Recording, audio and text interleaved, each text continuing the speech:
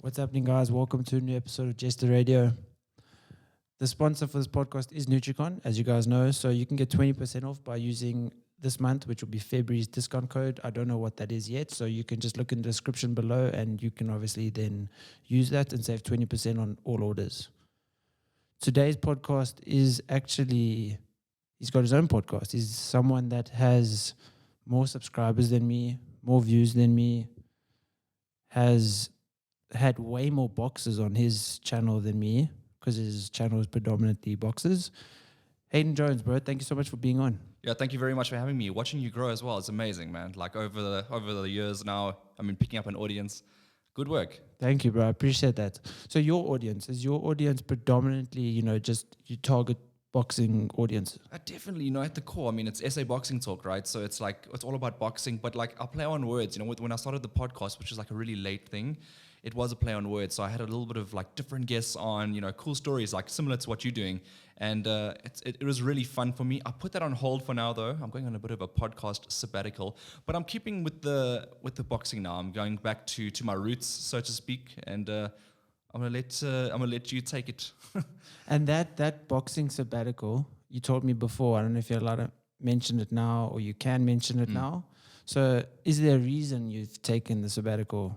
Yeah, so basically I've had my schedule just got super busy at the moment with regards to, joining ESPN, Walt Disney. Do you want to explain the joining ESPN? Yeah, so I mean, look, it's a big move for me, and I can't say too much about it because I'm tied down. But it was a massive career move for me. I've been working a lot of small gigs, and it's just a story of like perseverance. All those little small gigs, they add up, and I'm stepping into the big leagues now, and it was a lot of fun. Actually, Thursday night, 27 January, I was on the first show, the start of it. So yeah, it's only going to grow from there. Slick production, enjoyed it. Where is that based? So that's currently based in Sanson. They're currently using the venue, the EFC Performance Institute, which they use obviously for the EFC, the MMA. So for now, they're just going to be based there. Okay. And, these small gigs. So how did you get started in commentary? So I started off as a boxing client, and then I moved into amateur boxing, had a couple of fights there. And from that point, I took an invested interest. I studied journalism as well. So when I had finished my qualifications, I had to decide what I was going to do. I started this off as a sort of, you do this for free. For many, many years, you're doing this for free. And finally, it grew into something. So, boxing was always a passion of mine, and naturally doing boxing journalism made a lot of sense for me, and that's kind of where I got to today from that. So this passion for boxing, how did it start? Look, when I was small, I used to watch the boxing. I was never the biggest boxing fan when I was small. I won't lie to you. I was always the typical South African rugby, soccer, cricket, and boxing came a bit later for me. But as a kid, watching all the stars. And and then meeting them. So when I stepped into the gym for the first time, I actually stepped into the hot box gym and meeting Hecky Butler when he was a reigning world champion, Reino Liebenberg, all those guys, and and then just becoming mates with those guys is something else. So why did you, so are you still doing some sort of boxing training now, or did you? It's because it's interesting, obviously, being so into boxing. Yeah. And was there a point where you kind of decided, okay, well, it's not for me in terms of the actual sport and participating, but I love it so much that I want to now obviously commentate and interview and... So I'll tell you what happened with me, right? So I look, it takes a lot of discipline to be a boxer and do the diets and, be mentally attuned to going into battle. And, although I was really successful as an amateur boxer, I didn't feel like I was going to be as dedicated as the guys that were there. And we all know at the end of the day, this hard work beats talent. And, you can be talented, you can do everything, but if you're not working as hard as the other guys, you're going to get beat. And I saw down the stretch, I was more suited to talking and more suited to doing journalism. I felt that I was more comfortable doing this. And if I could give back to the sport as well that I love so much, why not? Yeah, but that is something about boxing. And what I found most difficult is, you have to almost want to kill your opponent. You can't... have any, doubt or any, split second of like, I'm going to throw this punch. Because if you do that, your opponent is not doing that. Your opponent is never going to give you the space, to get the upper hand. And the moment you, on the back foot or you're not as, pressing forward as he might be, then it becomes an issue. I mean, that's the reason why, I might not do a white collar fight again, is because, I looked at my opponent and I'm like, bro, I don't want to have to fight you. Like, I love the training, I love the discipline that goes into it, but just innately, I don't have the ability, that sort of aggression to just, kind of unhinge. Well, I mean, I saw you going through your paces there at Peter Smith's gym, and obviously a very good trainer as well. So you were coming in conditioned into a fight, but you're right about the mentality of the sport. It's completely different. You have to really get in, especially in fight week. I mean, it's all fun and games. You're sparring, you're having a good time. But when it comes to the time where you're actually like, okay, I'm getting here, my friends, my family's going to come watch me. It's a different ball game because, you sort of feel like you have to win. It's a even though it's white collar, right? In your instance, it's still competitive because at the end of the day, you don't want to get knocked out. You don't want to lose. You want to put on a show for everyone and for yourself, most importantly. But I think it was a good experience, wasn't it? No, it was an amazing experience, and I loved it, and I'm very glad I did it, and I'm a better person for it.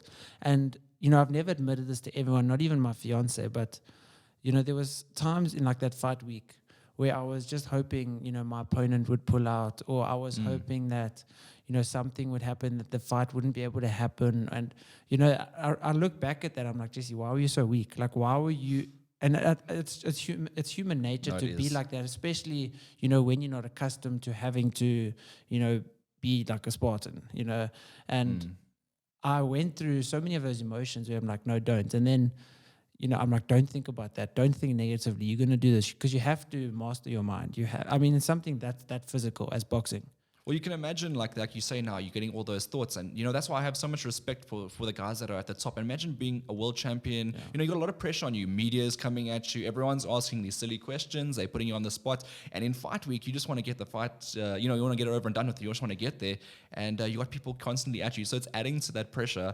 And, I mean, if you're having those thoughts and going into a white collar fight, can you imagine the magnitude of the other guys? And, especially mentioning the media stuff. I mean, I was by myself. I could just, stay home, work, go to training, do that kind of stuff without, having to have emotions put on me from someone else or having to speak to. Unfortunately, it was good for me because my fiance was also away at the time.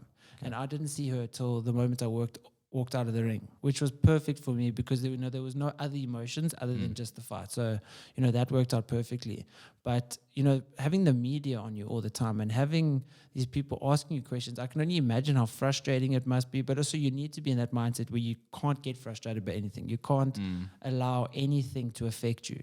But I can just imagine it does add strain to that week. And progressing through it by being asked a million questions, having to do this interview after this interview. And, that's also when the mental toughness does come in. Well, look, here in South Africa, we got it a little bit easy. It's just myself who goes around, and you got the occasional interviews from SABC, SuperSport, now ESPN as well. So you got very, less coverage. If you're going to the States, all of a sudden you're getting dropped in like a big ocean there, and there's like 50, 60 people that want to do interviews with you. And that's where I give a lot of credit to someone like Eddie Hearn, who's a promoter, big time promoter.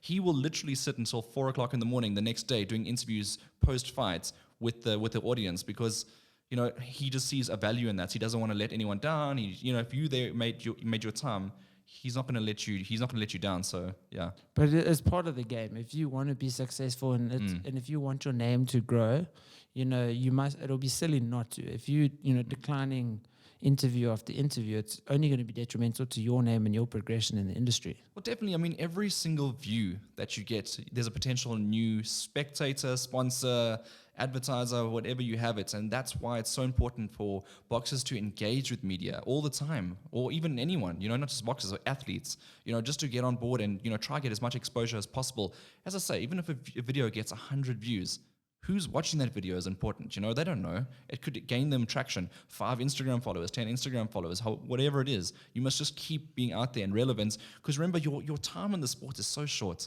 As an athlete, you could realistically got 15 years, 20 years max in the game, if you're lucky. And that's also when you're the best.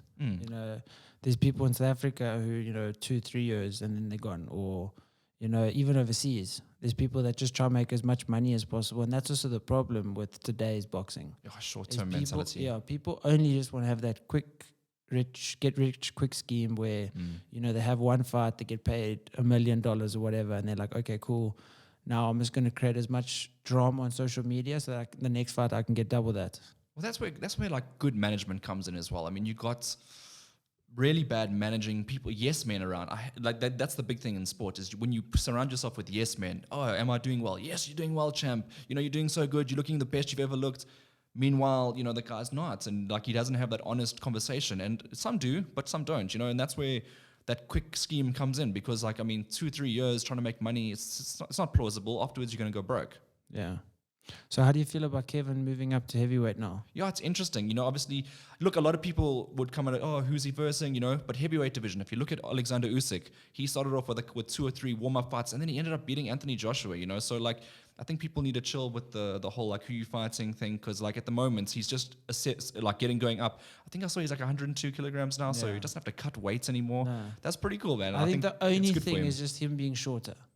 That's the thing. I mean, if you look at Tyson Fury, even Usyk is also like he's a little bit taller than Kevin, but I mean he's still going against the top heavyweight, so that doesn't mean Kevin can't. Well, I mean, look at Mike Tyson. I mean, he's shorter than Kevin is. Like, I mean, if he could do it, no, you know, exactly. It's not to say, look, height is. I mean, it's a certain barrier. You know, you're going to lose certain attributes in terms of your reach and capabilities. But we've seen that Kevin's a come forward fighter. So, like, I mean, he can negate the reach. Yeah, if he can get on the inside of some of the heavyweights, it can be a lot of trouble. You know, it's just when you're fighting guys like Tyson Fury, I'm going to say Anthony Joshua, Deontay Wilder, you just got to be careful as you're coming in. That's the only risk. Yeah. Well, actually, I think he just announced his first fight. Yeah, he's fighting a guy from, I think, I can't remember the country in Europe. Okay. 20 wins, 3 losses.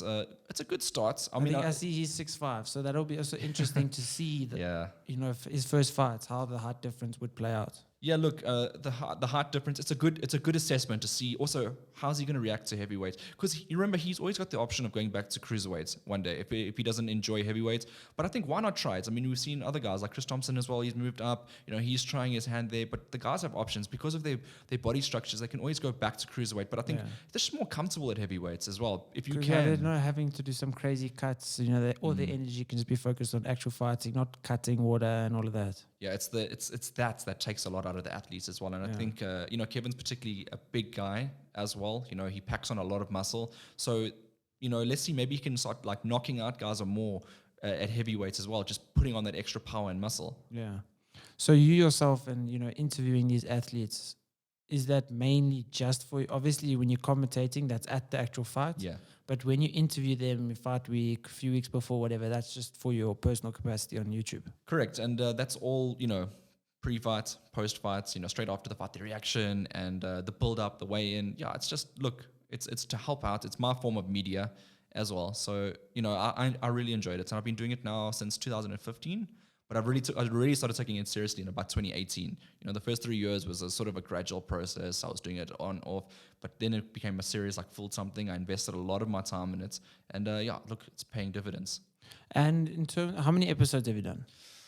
Do you know the exact number or roughly? Yeah, I think I've done about 1,350 episodes. Sure. Yeah, that's a lot. It's a lot of work. Yeah, it's a lot of time that I've just put into it, you know. As you know, you have to put a lot of time into this.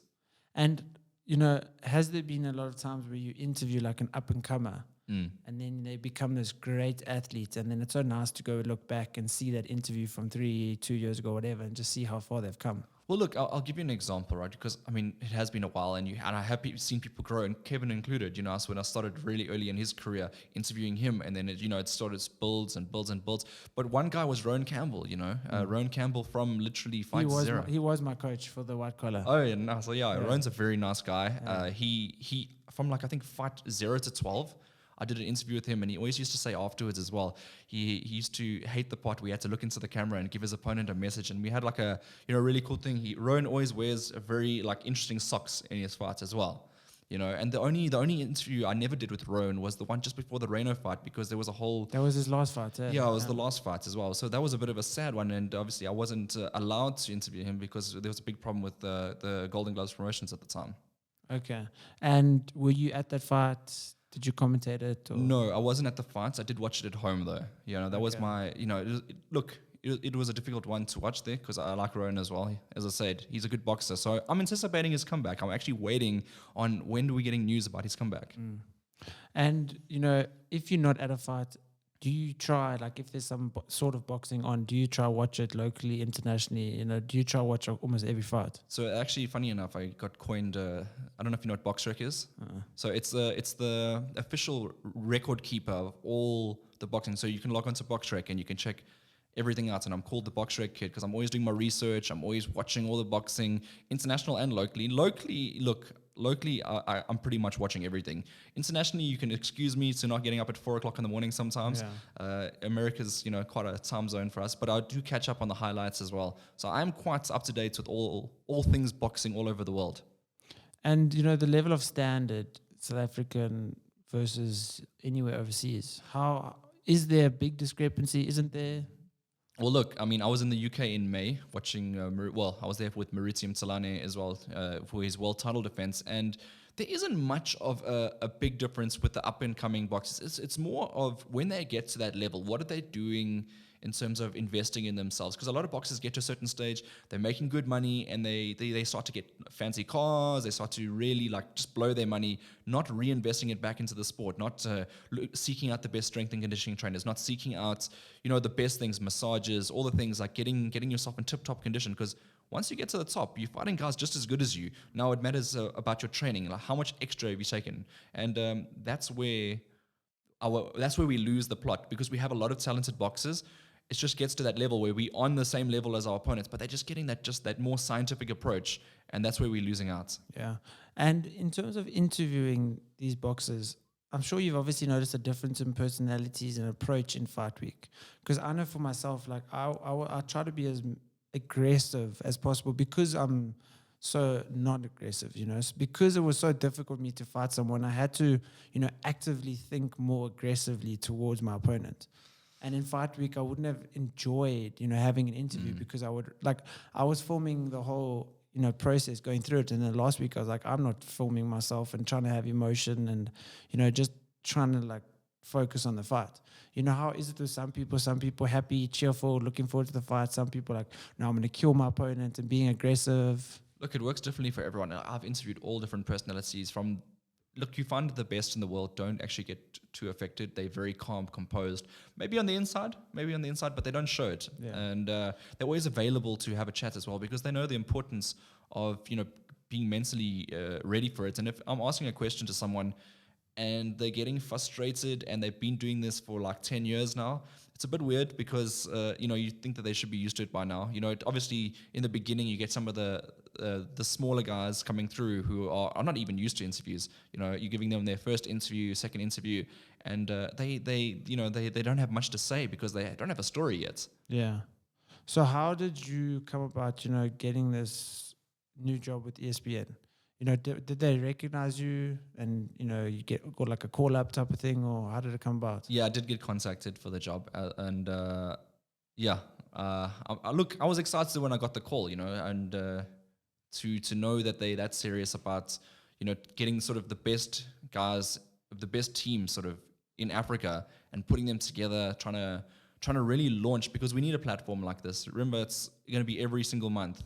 That's a lot for boxing in South Africa. Usually in SA, and I'm talking about all promoters. There's no specific promoter that I'm mentioning, but you'll get a fight. If you can't fight in February, you're looking at May, June for your next one. That's a problem, because you, as an athlete, you want to please your sponsors, you want to please your fans. So if you're not fighting, what's the point? You're only fighting twice a year.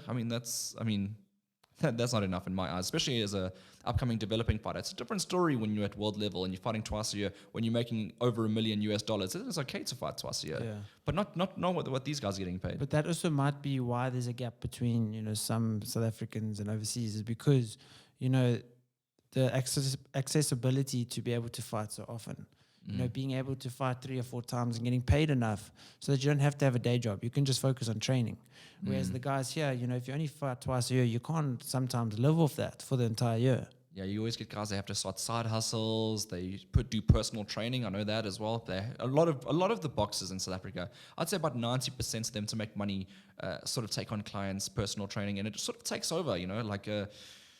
they do that more than they focus on honing their skills, and that's a problem. But Yeah. if we do have a good foundation and we get a couple of world champions, I'm sure a lot more sponsors will pull in. There'll be a lot more excitement, and that'll cause what we're having in America and the UK, where guys are full-time boxers. They can just concentrate, they can eat, sleep, and just do everything the way guys in the UK are doing it, guys in the USA are doing it.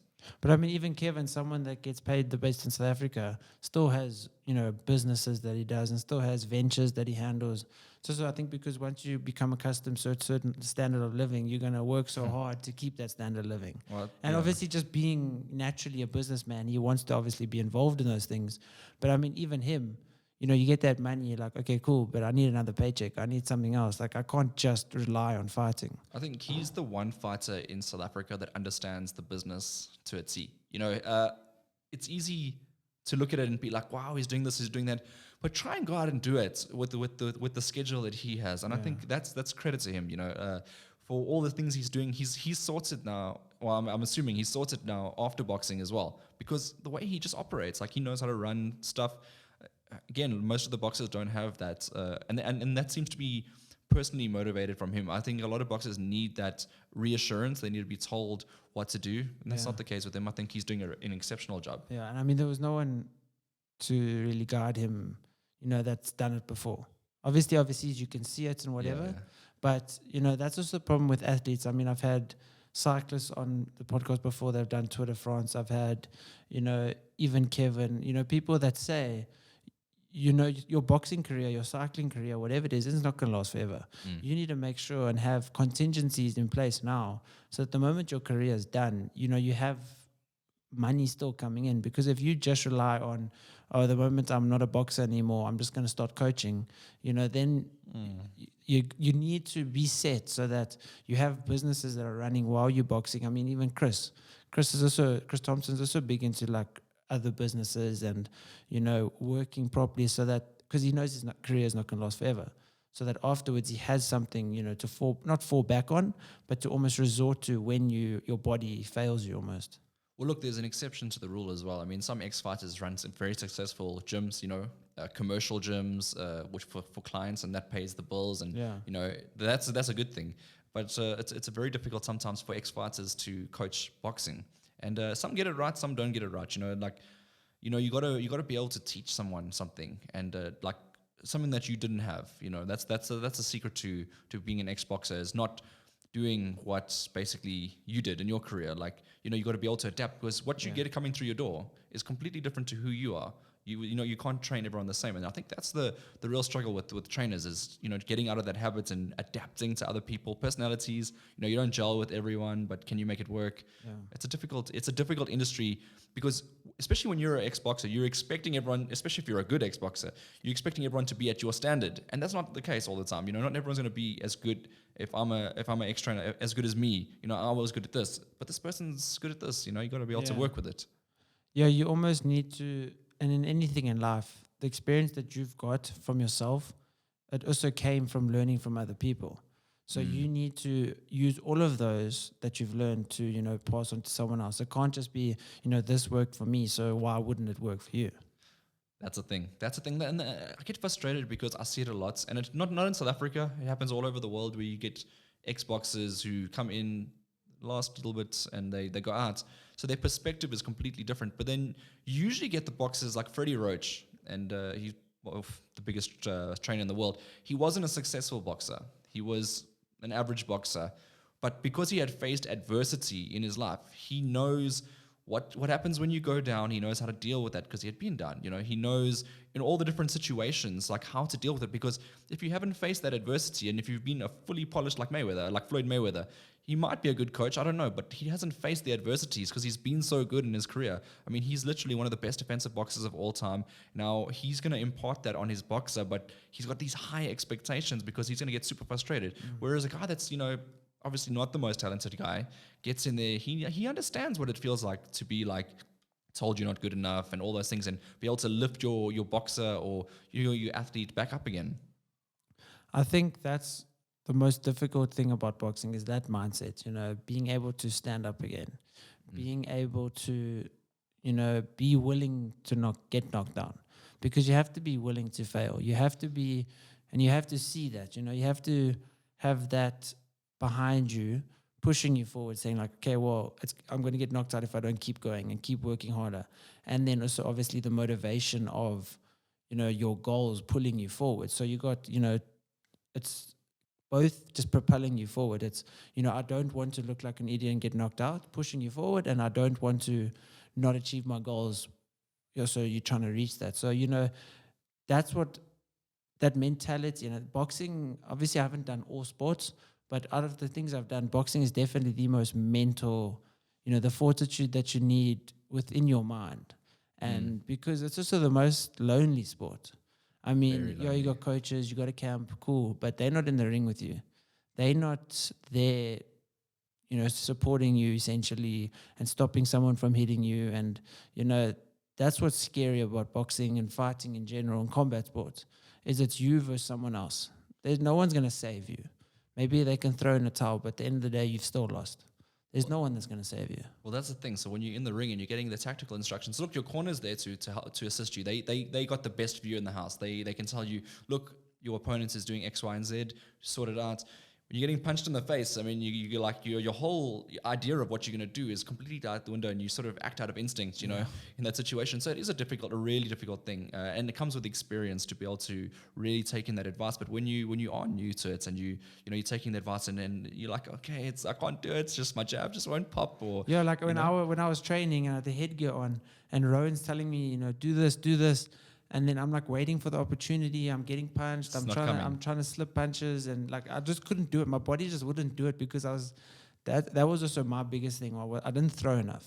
Right. I would always just You're reserving your energy and I stuff. was just trying to, just not get hit as much as possible and just slowly and just like play the defensive game. But I mean, also the best defense is offense as well. So I mean, then I started to see like, okay, cool. He's getting, the more I throw, the more tired he's also getting. So you kind of just learn the more experience you get. And I mean, I only had 12 weeks from absolutely zero boxing experience in my entire life to fighting. You gotta learn how to fight now. To fighting 12 weeks later was exceptionally daunting, task that I set myself. But it was one of the most amazing things I've ever done. I mean, even Rowan, 2 weeks before the fight, was like, dude, your fight's in 2 weeks. Like, I don't know if we should do this. And I was like, no, Rowan, I want to throw myself in the deep end. I want to test myself completely. Unfortunately, my opponent was as inexperienced as me.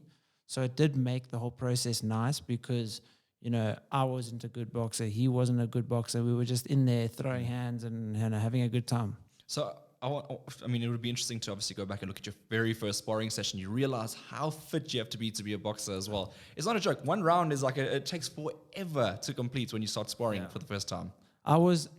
I've played rugby, done all the sports, and there's nothing that is as tiring. I mean, I would rather, have to sprint. I used to do like 400-meter athletics, and in those last 100 meters, your legs are jelly. Anyone that's done athletics and does the 400 knows that. Obviously, this was in school, so I wasn't conditioned. I was always just, doing the races. But, you have to be super conditioned for even just 400s, 800s when you're sprinting for that amount of time. And those 3 minutes in the ring, it was way more tiring. Your body is so drained. Your headgear is on, especially the headgear, is making you sweat so much. There's a lack of oxygen to your brain because of the headgear. And, your heart rate's like 300. I mean, at one stage, because I wore my watch just out of interest sake, my heart rate went up to like 190. For 3 minutes. Yeah. And no wonder I was so dead tired when I got home because my body is not conditioned to being able to cope with that. And you find yourself always looking up at the clock. How much time do I have left? Yeah. And and then your coach is like, come. Push. Yeah, the road shouting, don't look at the clock, keep going. Well, that's the thing. It's like a natural thing to look at the clock because you're like, okay, I'm feeling really tired. How much longer do I have to go? How much longer? Oh, damn, it's still 2 minutes. Then you're in trouble. And for you, obviously not. How do you still, do some boxing training sessions? So I've actually stopped. I went look. I say it's time, but I know that anyone can make time. I mean, I watch enough Joe Rogan podcasts to know that as well. But look, I haven't been doing boxing for about a year or two now. I've just been been like gymming when I can. But no, to be honest, I haven't done any form of real training in a while. And do you find with commentating, there's ever a time where, you've lost relatability with the person in the ring that you might be like, okay, well, maybe I should go do a session again because, I've kind of distanced myself from actually knowing what they're going through. Do you know what? I'm actually because I've been around for a while and I literally go to every single gym in the camps and I'm spending a lot of time with the guys, I don't feel like I've lost touch. In fact, I actually feel more in touch because, I've taken that time to rather focus on what they're doing as opposed to me, because I know what it feels like to get punched in the face, and I know how it feels like to punch someone in the face. Like, I have that experience. So it's like, I'm not losing touch, and you see that with the Xboxes as well. I mean, you can't second guess those guys' opinions as well. But yeah, I feel like being with the camps and doing interviews. So usually I'll go watch a training session before I do an interview. I like to really feel the experience of the gym. I'm not just the guy that walks into a gym for 10 minutes, does an interview, and then go home. I like to actually sit, have a chat with the trainers, catch up, and that's how I do a lot of my networking as well. I just keep talking to people, and at the end of the day, you learn a lot in the sports. Yeah, well, you're going to if you do just your own training, you're going to have the same coach.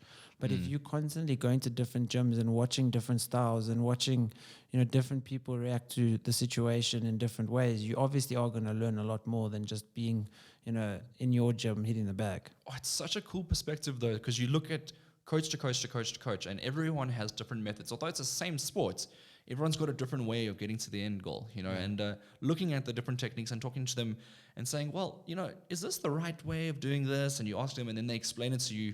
And that's what I like, is when they can actually explain to you why they're doing something. They're not just doing it, out of, because it's That's done how like I this. was taught. Yeah, no, that's how we've always done that, I like to. South African coaches are actually a lot better than people give them credit for. I just think that, as I said earlier, when it comes to the boxers getting to a certain level, they just don't look after themselves the same way the athletes abroad do. Well, one person, obviously, not everyone televises how well they look after themselves. But what I see with Chris Thompson, every day he's getting a massage. Every day he's You post on social media, So I don't know if other people aren't. Yeah. I assume the top level guys are. But Chris is always posting what he's doing for his body. Michael Jordan spending $1 million a year on himself, and you have to do that. You have to, even just something silly like stretching. A silly example. You don't have to spend any money on it, but the benefit you get from just stretching. Now, if you have stretching, you have an ice bath, you have a massage twice, 3 times a week or whatever. Obviously not too extensive, because then your body can shut down a little bit. You do all these things. You get enough sleep. That's what they're doing overseas, and that's what it takes to be a top level athlete. It's like any form of business. You got to reinvest in order to make it a success. You can't just invest, make a big investment, and then just rely on making money or getting results from that point onwards. You got to keep reinvesting until the end. Otherwise your business is going to fail. And the same with boxing. Is like you're basically a product, if you put it in that way, and you have to keep sharpening your tools. There's no ways you can't do a sparring session before you get in the ring. Oh no, I've done enough sparring. I've completed 1,000 rounds of sparring in my life. I can't do it anymore. It doesn't work like that. Yeah. You got to keep going and going and going. And you're right about Chris. He does reinvest in himself very well, and that's the reason why he's going on a bit of a run now. Especially something that's as taxing as boxing. The amount of pain, and it takes a toll on your body like nothing else. Any combat sport takes a toll on your body, because you literally are receiving blows and you're giving blows. Whereas like other sports, maybe just running, or like obviously your body takes stress, but not the amount of stress that, you take from boxing. Well, that's the thing, is boxing is, and MMA as well, I suppose, on the same level, is a full body workout. You're right, you get to people that run, but boxers also run, Yeah. They also do strength and conditioning training. They also get in the ring and box. They do everything. Like, that's the thing. And it's like 3 sessions a day sometimes. And when do you get time on top of that to go work a job as well? Like, that's the amazing part about this whole thing. And then by the time the guys get to the ring, are they fully conditioned because of the fact of, they overworked or they're tired? And that's the difference we have between our competition abroad. Well, if you look at, some people that say, I'm too tired to go to gym after work. Well, think about that boxer that's going to get punched after work. Yeah. That guy's going for a sparring session after work. The only thing I'd say about that is he's getting paid to do so. Yeah. Some of those guys that are working are not getting paid, to get punched in the face. But at a certain level, before that, is it even worth it financially? Or it takes a long time before boxers really make money, exact figures, I don't know, but I know that the guys are struggling until about 15 fights. And when they get to 15 fights, if they're not undefeated, I mean, maybe if they take one loss, they're still financially okay. But as soon as the losses start piling up, they become opponents and they get paid really badly. But I still think boxing's the highest paying. I mean, I think Mayweather made like $380 million in a night. I mean, Yeah, that's no, it's crazy. crazy. So if you're there, I mean, you can make money, but it's to get to that point, which is the difficult. Well, I mean, I know Jake Paul made 40 million for 3 fights. It's a YouTuber. You see? Yeah. And I mean, he's not a professional boxer. He's got the title of professional boxer, but he's not a professional boxer. He's just someone with a name and gets paid $40 million in 1 year. Yeah, it's the new phase now, the YouTube boxing. And look, I'm for it. I'll be honest with you. That's why I started. Yeah. I mean, I saw like document your journey. Yeah, I saw Logan and them doing it, and I was like, well, I'm pretty bored with bodybuilding. Let me try this. Like, I think it would be quite a cool thing. And like, it wasn't like I want to do it because they're doing it. It was, that's quite interesting. Maybe I should. Yeah, look, I'm thinking, why not? As long as they matched well, because I wouldn't want to put them in with like a real serious boxer yet. Mayweather. Yeah, look, Logan versus Mayweather. But Logan's 0-2 now.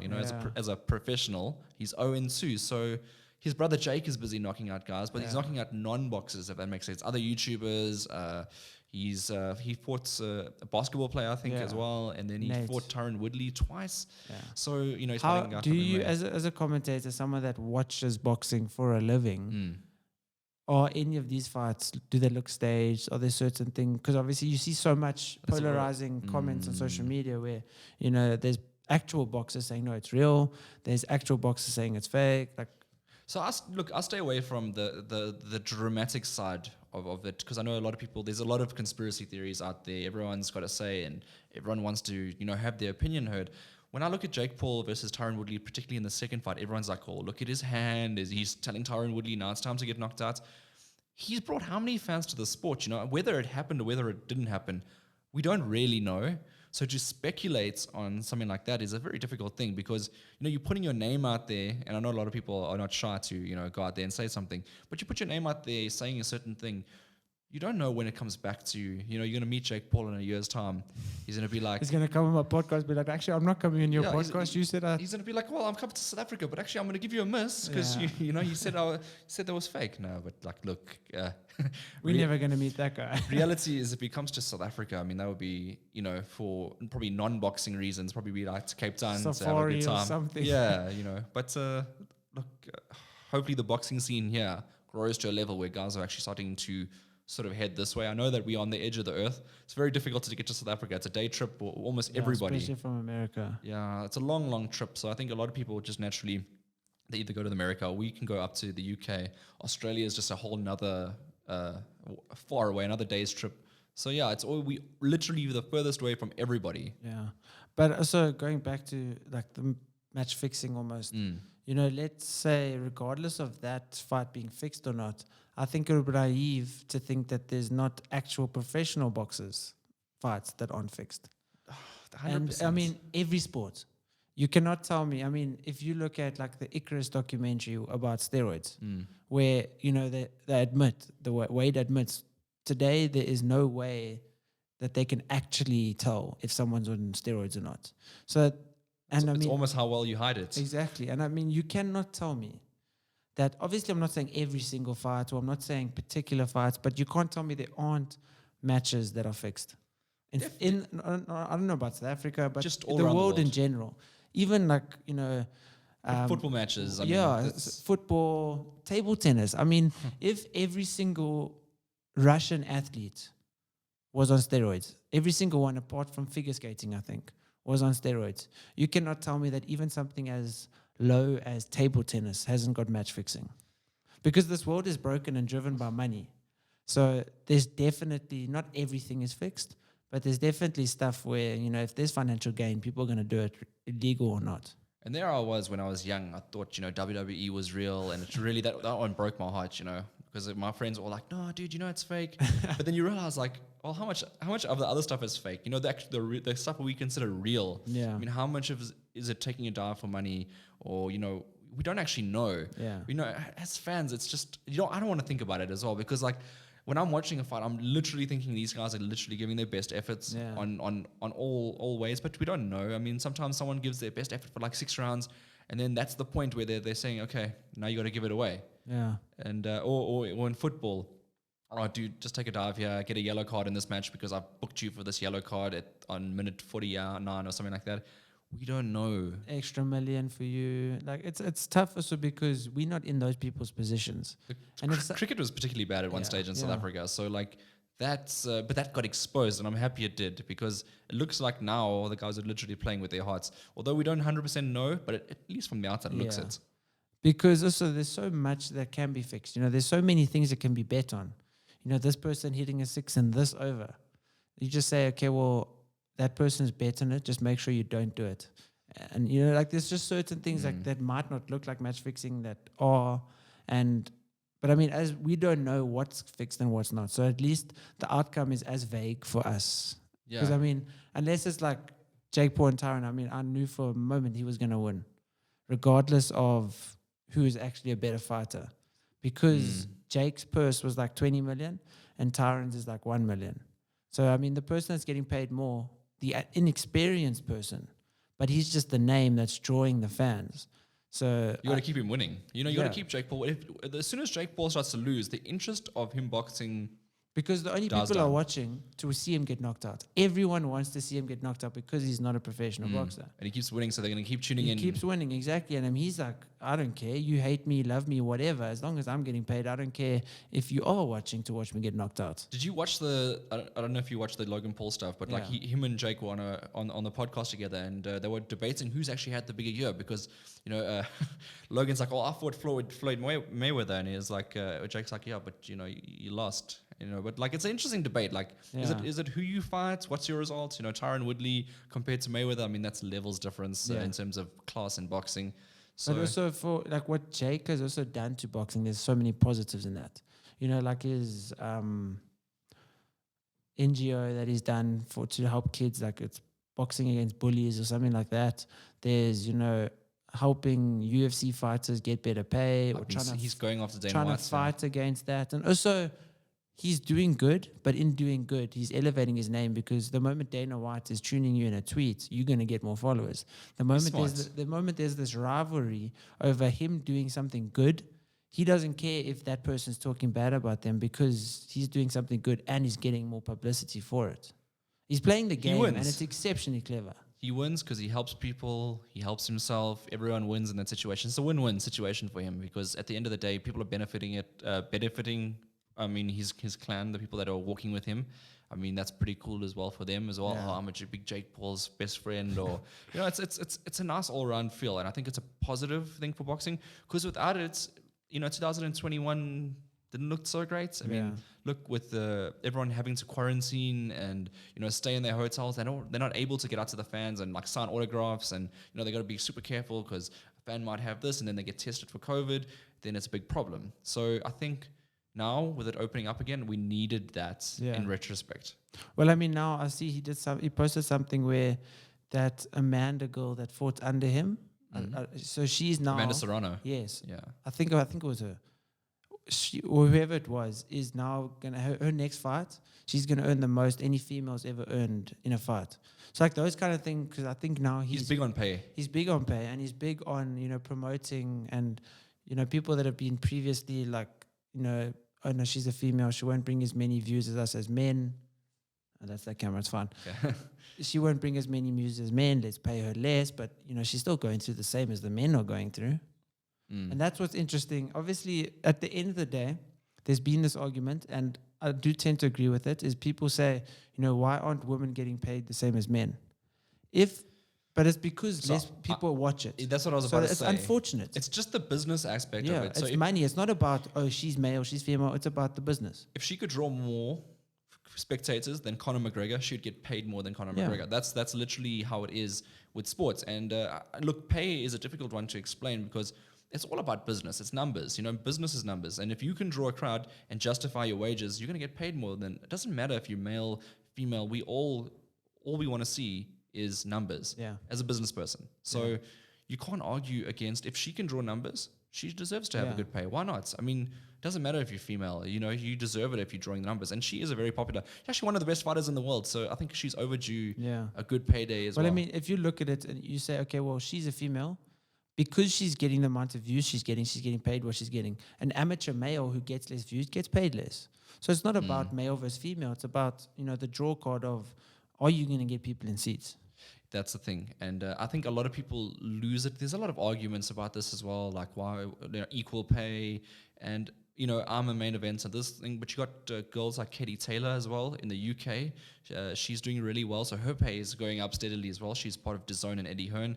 You got a couple of the names emerging. Remember, female boxing is a very young in terms of fans. Like, it's growing on fans. Initially, it was going through the system. The UK boxing has done wonders for female boxing. They are putting on. They make sure every event they put on, there's a female part, which is helping elevate the sport because we're becoming more familiar with the names.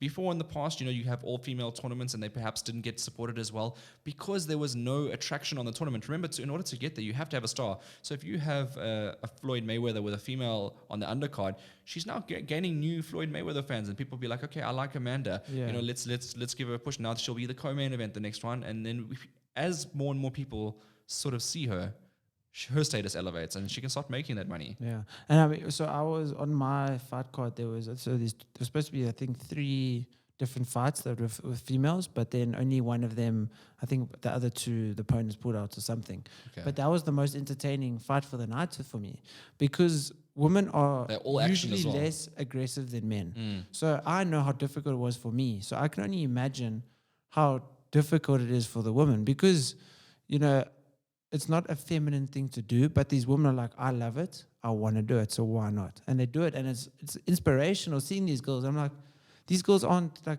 affected by a punch. I'm affected by a punch. And like women are worse than men, but they're not. I mean, I can't handle that.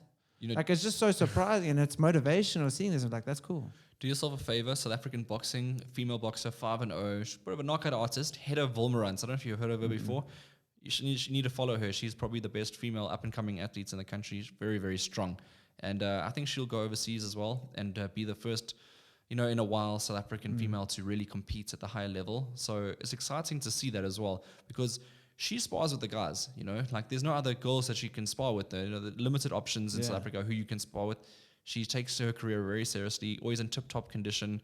So that's going to really change it up. And remember when she's sparring with the guys and giving them nightmares, that's when you know. Yeah. That's when you know she's good. And for you now and you're commentating, do you know when next you're going to be commentating? Yes. Can you tell us, so what I want to ask is your commentating now with ESPN just going to be solely boxing or are you going to go branch into other sports? Can you tell us? No, I'm going to be doing just boxing. For now, it's my goal. I want to establish my name as a household boxing commentator. I think I owe it to the sport as well that's treated me very well to give them my full attention. I'll be on every single month. You'll see me on ESPN. Awesome. We're looking forward to it. Hayden, bro, I want to thank you so much for coming on. I appreciate it.